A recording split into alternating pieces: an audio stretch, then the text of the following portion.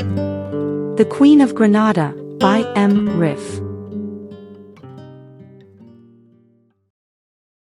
Chapter 108, The Spare Wheel.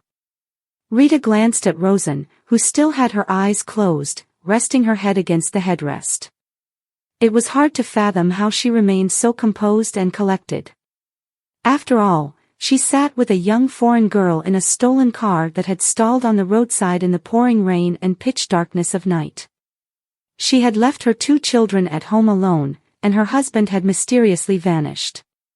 On top of that, she still grappled with a severe migraine and the aftermath of using cannabis as a desperate attempt to ward off her cracking headache. A car passed by the Renault 4 and pulled up ahead. Rita leaned forward, wiped the dew off the windshield with her hand, and said, sounding worried, "That car seems suspicious."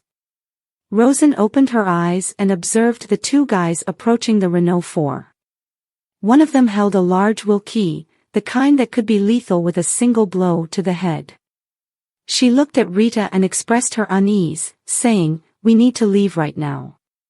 This doesn't feel safe." She reached for the ignition key and turned it, but the engine didn't start. Before she could try again, Rita reached over and adjusted a small knob next to the steering wheel. It did the trick.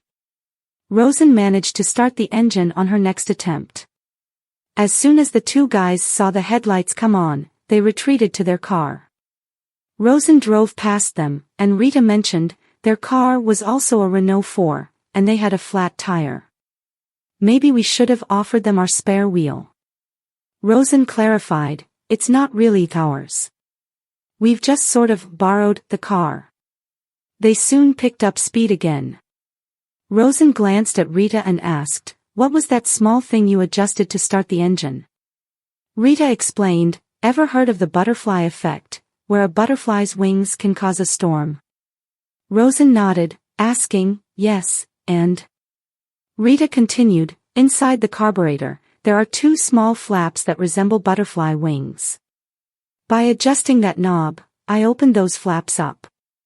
This allowed the engine to take in more gasoline than air, so even a weaker spark from the spark plug could ignite it, like a firestorm." Rosen wondered, "Is this something they teach in Danish schools?" Rita replied, "Not really in the classroom. The guys I hung out with in the schoolyard only talked about soccer and cars.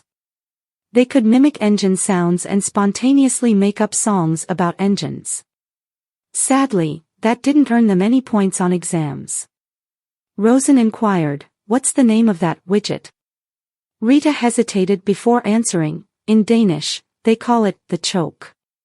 As she watched Rosen's reaction, Rita added, "It comes from English and means the strangler."